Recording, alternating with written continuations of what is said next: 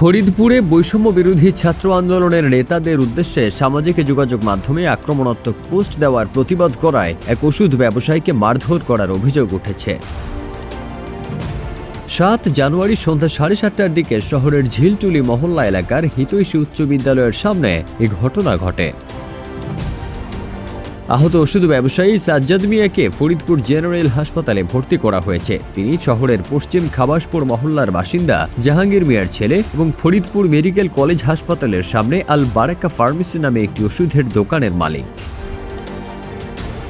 জানা যায়, গত ৬ জানুয়ারি ফরিদপুরে বৈষম্য বিরোধী ছাত্র আন্দোলনের সমাবেশে যোগ দেন জাতীয় নাগরিক কমিটির মুখ্য সমন্বয়ক সার্জিস আলম ও আহ্বায়ক হাসনাত আবদুল্লাহ সহ কেন্দ্রীয় সমন্বয়করা।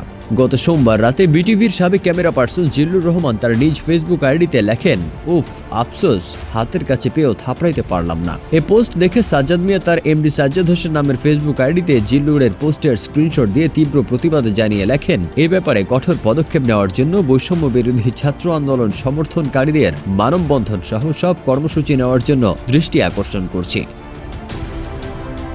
ফরিদপুর জেনারেল হাসপাতালের সার্জিক্যাল ওয়ার্ডে চিকিৎসাধীন সাজ্জাদ মিয়া বলেন, জিল্লুর ভাই মঙ্গলবার সন্ধ্যায় কথা বলার কথা বলে ডেকে আমাকে নিয়ে তিনি সহ ৫ জন মিলে লাঠিপেটা করে। পরে এলাকাবাসী আমাকে উদ্ধার করে জেনারেল হাসপাতালে নিয়ে আসে। ফরিদপুর জেনারেল হাসপাতালের জরুরি বিভাগের ইনচার্জ মোহাম্মদ শহীদুল ইসলাম বলেন, রাত ৮টার দিকে সাজ্জাদ মিয়াকে হাসপাতালে আনা হয়। তাকে লাঠি দিয়ে মারা হয়েছে। হাত দিয়ে ঠেকাতে গিয়ে বাম হাতে ব্যথা পেয়েছেন, তবে আঘাত গুরুতর নয়। এ ব্যাপারে বিটিভির সাবেক camera person Zillur Rahman phone receive না করায় তার বক্তব্য নেওয়া সম্ভব হয়নি। ফরিদপুরের অতিরিক্ত পুলিশ সুপার শৈলেন চাকমা গণমাধ্যমকে বলেন, ঘটনাস্থল পুলিশ পরিদর্শন করেছে। এই ঘটনার সঙ্গে জড়িতদের আটকের জন্য অভিযান শুরু করেছে পুলিশ। ফারদিন সানি, দেশ রূপান্তর।